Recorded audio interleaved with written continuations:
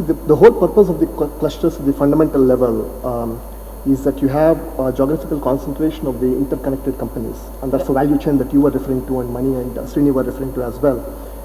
We need not look back or we need not look towards the west to see what clusters have done. We are sitting right in a city in Hyderabad.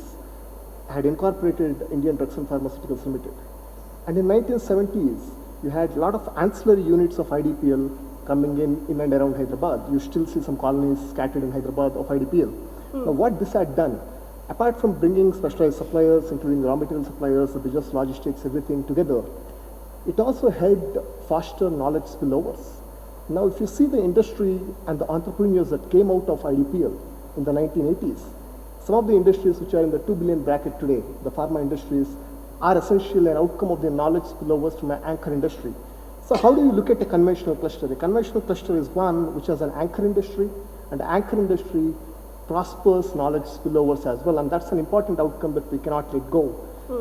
But what is also important is mere intentions and the rhetoric doesn't always, is not always sufficient to progress on the cluster concept. Singapore, I think Mani had quoted about how Singapore had advanced. I remember during my PhD days in 2003 in Manchester, the jobs that were available in Singapore were essentially manufacturing jobs in biopharma sector. It was an initiative in 2000 when Singapore wanted, I think the Economic Development Board of Singapore is the right government framework.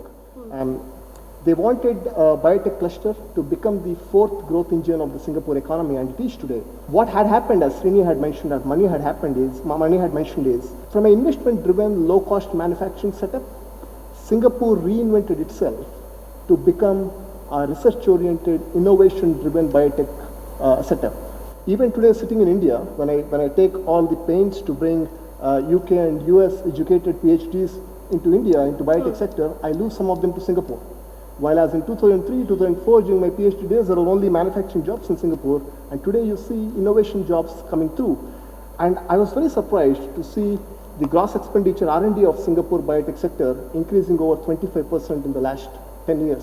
So from a manufacturing setup, moving to innovation makes the cluster very vibrant, and then the cluster doesn't erode. So clusters in a sense are important, but it is also important to allow the organic growth that can happen in the innovation side of it.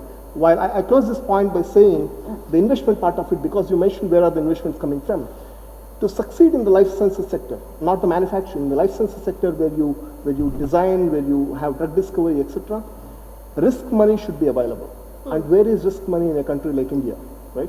Why are clusters in San Francisco? Matthew comes, great fan of San Francisco, I travel there.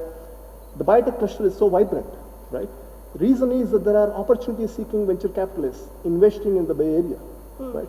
It is a liberal market economy. Now, the problem with India, and I mean the government initiatives are great, but the problem with India is there are some sectors where we are a coordinated market economy, and there are a few sectors where we are a liberal market economy. And thankfully, the government allows the business interactions to decide, the market interactions to decide the business in pharma sector, and hence it became more a liberal market economy.